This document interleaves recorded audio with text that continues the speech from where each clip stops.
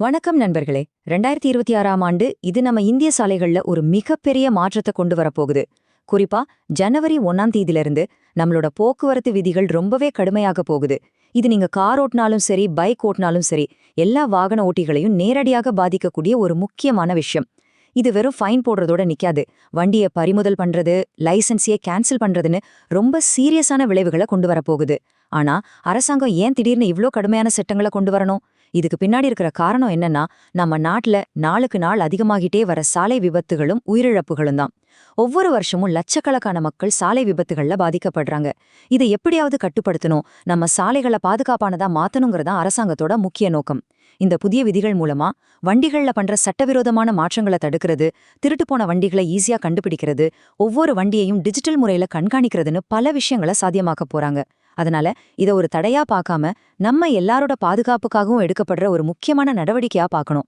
இந்த மாற்றங்கள் என்னென்ன, அது உங்களை எப்படி பாதிக்கும், இதுக்கு நீங்க எப்படி தயாராகணும்னு எல்லாத்தையும் இந்த விளக்கத்துல நம்ம தெளிவா விரிவாக பார்க்கலாம். இப்போ உங்ககிட்ட நான் கேட்க போற முதல் கேள்வியே இதுதான். யோசிச்சு பாருங்க. ஜான்வரி 1, 2026க்கு பிறகு நீங்க தினமும் பயன்படுத்துற உங்க பைக் இல்லனா கார் சட்டப்படி ரோட்ல ஓட்டுறதுக்கு தகுதியானதா இருக்குமா? இந்த கேள்விக்கு உங்ககிட்ட ஆம்னு ஒரு உறுதியான பதில் இல்லைன்னா நீங்க கட்டாயமா இந்த முழு விளக்கத்தையும் பார்க்கணும். ஏன்னா இனிமே ஐயோ எனக்கு ரூல்ஸ் தெரியாதுங்கன்னு சொல்றது நம்மள பெரிய அபராதத்திலிருந்து காப்பாத்த. சரி, இப்போ இந்த மாற்றங்களை நாம ஒன்னொன்னா பிரிச்சு பார்க்கலாம். மொத்தம் 4 முக்கியமான விதிகள் இருக்கு. இந்த 4 விதிகளும் என்ன சொல்லுது, இதுக்கு நாம எப்படி தயாராகணும், ஒருவேளை மீறினா என்ன மாதிரியான அபராதங்களை சந்திக்க நேரிடும்னு எல்லாத்தையும் நம்ம தெளிவா புரிஞ்சுக்கலாம். இந்த விதிகளை பார்த்து பயப்பட தேவையில்லை. இத சரியா புரிஞ்சுகிட்டு கரெக்டா பின்பற்றினா எந்த பிரச்சனையும் இல்ல. அதுக்கு தான் இந்த முழுமையான விளக்கம்.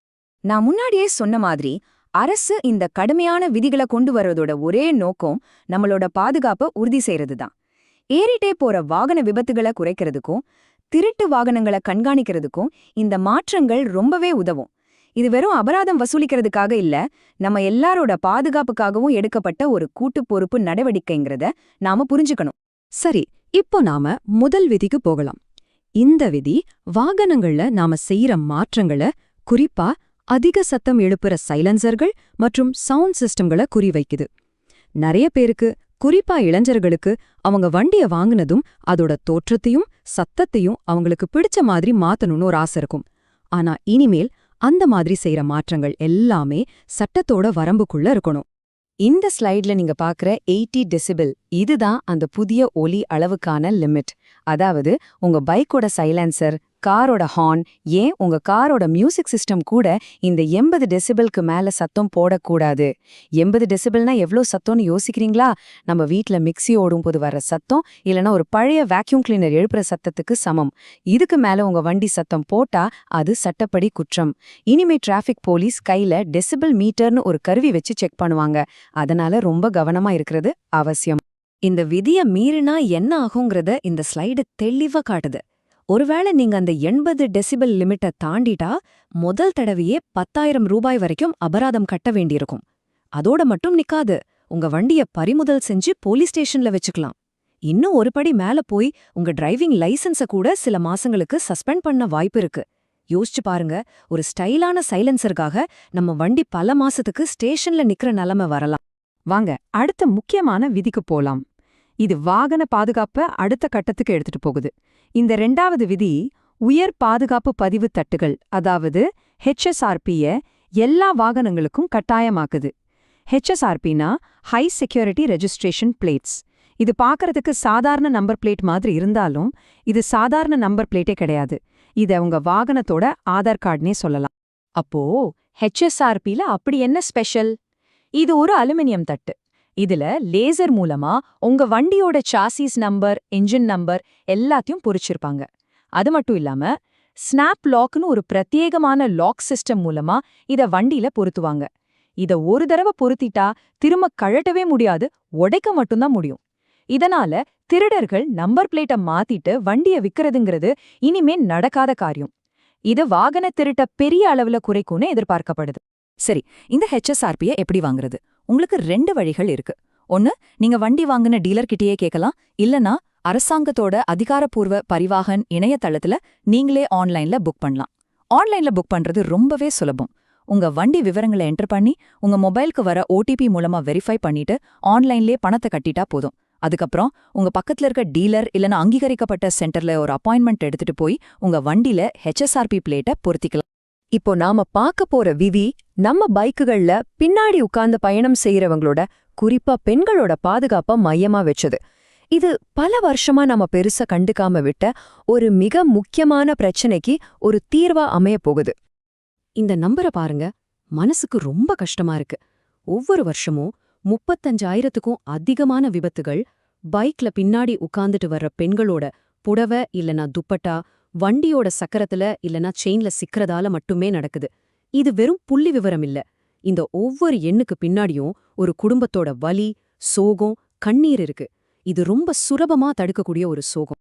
இந்த பெரிய பிரச்சனையை சரி பண்ண புதிய விதிப்படி இனிமேல் விற்கப்படுற எல்லா புது பைக்குகள்லயும் பின்னாடி இருக்கிற சக்கரத்தை சுத்தி ஒரு பாதுகாப்பு கவர், அதாவது சேரி கார்டு கண்டிப்பா பொருத்திருக்கணும்னு கட்டாயமாக்கியிருக்காங்க. இது ரொம்பவே வரவேற்க வேண்டிய ஒரு விஷயம். ஒருவேளை உங்க பழைய பைக்ல இது இல்லைன்னாலும் உங்க வீட்ல இருக்கிறவங்களோட பாதுகாப்புக்காக நீங்களா முன்வந்து இதை பொருத்துறது ரொம்பவே புத்திசாலித்தனம். நம்ம லிஸ்ட்ல கடைசி விதி இது 4 சக்கர வாகனங்கள், அதாவது கார்கள் மற்றும் மத்த வர்த்தக வாகனங்களுக்கானது. இது உங்க காரோட முன்பக்க கண்ணாடியில ஒட்ட வேண்டிய ஒரு சின்ன ஆனா ரொம்ப முக்கியமான ஸ்டிக்கரை பத்தினது. இந்த ஸ்டிக்கர் நீங்க HSRP வாங்கும்போதே அதோட ஒரு பகுதியா வந்துடும். இந்த ஸ்டிக்கர் எதுக்குன்னு யோசிக்கிறீங்களா? இது வெறும் அழகுக்காக இல்ல. ஒருவேளை ஒரு விபத்து நடந்து உங்க கார்ல தீ பிடிக்குதுன்னு வச்சுக்கலாம். அந்த இடத்துக்கு தீயணைப்பு வீரர்கள் வராங்க. உங்க கார் ஒரு எலக்ட்ரிக் காரா இருந்தா அதுல அவங்க தண்ணிய ஊத்தவே கூடாது. அப்படி ஊத்துனா பேட்டரி வெடிக்கிறதுக்கு கூட வாய்ப்பு இருக்கு. இந்த ஸ்டிக்கர் இருந்தா முதல் பார்வையிலேயே உங்க வண்டி பெட்ரோலா, டீசலா இல்ல எலக்ட்ரிக்கான மீட்பு குழுவினருக்கு தெரிஞ்சிடும். இது மீட்பு பணியில இருக்கிறவங்களோட உயிரையும் காப்பாத்தும், சரியான நடவடிக்கையை உடனடியா எடுக்கவும் உதவும். இப்போ இந்த ஸ்லைட்ல இருக்கிற ஒரு நல்ல விஷயம் என்னன்னா, இந்த சிஸ்டம் எவ்ளோ சிம்பிளா இருக்குங்கிறது தான். நீல நிற ஸ்டிக்கர்னா அது பெட்ரோல் அல்லது CNG வண்டி, ஆரஞ்சு நிற ஸ்டிக்கர்னா அது டீசல் வண்டி, சாம்பல் நிற ஸ்டிக்கர்னா அது எலக்ட்ரிக் வண்டி அல்லது மத்த வகை வண்டிகள். இத ஞாபகம் வச்சுக்கிறது ரொம்பவே சுலபம். ஆக முக்கியமான விஷயம் என்னன்னா, இந்த சின்ன ஸ்டிக்கரை ஒட்டாம விட்டா பெரிய ஃபைன் கட்ட வேண்டியிருக்கும். தடவை மாட்டுனா 5,000 ரூபாய். 2வது தடவையும் அதே தப்ப செஞ்சா அபலாதம் 10,000 ரூபாயா டபுள் ஆகிடும். இத HRSP வாங்கும்போதே கொடுக்கப்படுறதால இது தவிர்க்கிறது ரொம்ப கஷ்டம். சரி, இது வரைக்கும் நாம பார்த்த விஷயங்கள் எல்லாம் ஒரு தடவை சீக்கிரமா தொகுத்து பார்க்கலாம். ஞாபகம் வச்சுக்கோங்க, இது எல்லாமே உங்க பாதுகாப்புக்காக தான். ஜனவரி 1, 2026ங்கிற காலக்கேடு ரொம்ப வேகமா நெருங்கிட்டு இருக்கு. சுருக்கமா சொல்லணும்னா, முதல்ல உங்க வண்டியோட சத்தத்தை செக் பண்ணுங்க. 2வது உடனடியா HSRPக்கு அப்ளை பண்ணுங்க. 3வது புது பைக் வாங்கினா சேர் கார்டு இருக்கான்னு செக் பண்ணுங்க. 4வது உங்க காருக்கு சரியான கலர் ஸ்டிக்கரை ஒட்டுங்க. கடைசி நிமிஷம் வரையும் காத்திருக்காதீங்க. சரி, இந்த விதிகள் பத்தி உங்களுக்கு பொதுவா சில சந்தேகங்கள் வரலாம். நான் அதுக்கு பதில் சொல்றேன். முதல் கேள்வி, இந்த கலர் ஸ்டிக்கர் விதி பழைய பைக்குகளுக்கு பொருந்துமா? பதில் இல்ல, இது கார்கள் மற்றும் வர்த்தக வாகனங்களுக்கு மட்டும்தான். 2வது கேள்வி, டீலர் கிட்ட HSRP இல்லைன்னு சொன்னா என்ன பண்றது? பதில், அதுக்கு தான் அரசாங்கத்தோட பரிவாகன இணையதளம் இருக்கு. அதுல பதிவு செய்யறது தான் சிறந்த மற்றும் பாதுகாப்பான வழி. 3வது கேள்வி, என் பழைய பைக்ல சேர் கார்டு இல்ல, எனக்கு ஃபைன் போடுவாங்களா? பதில் இல்ல, இந்த விதி புதுசா விற்கப்படுற வண்டிகளுக்கு தான் கட்டாயம். ஆனா உங்க குடும்பத்தினரோட பாதுகாப்புக்காக நீங்களா முன்வந்து பொறுத்துறது ரொம்ப நல்லது. கடைசியா ஒரு கேள்வியோட இந்த விளக்கத்தை முடிக்கலாம். இந்த விதிகள் எல்லாம் பார்க்கறதுக்கு ரொம்ப கடுமையா தெரியலாம். ஆனா இது உண்மையிலேயே நம்ம சாலை பயண பழக்க வழக்கங்கள்ல ஒரு நல்ல மாற்றத்தை ஏற்படுத்துமா? இல்ல வெறும் அபராதம் வசூலிக்கிற ஒரு முறையா மட்டுமே இருக்குமா? இது சட்டத்தை அமல்படுத்துறவங்களோட கையிலையும் அதை மதிக்கிற நம்ம கையிலையும் தான் இருக்கு.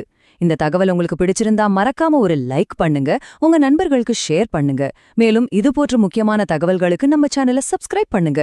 அடுத்த விளக்கத்துல சந்திக்கலாம். நன்றி.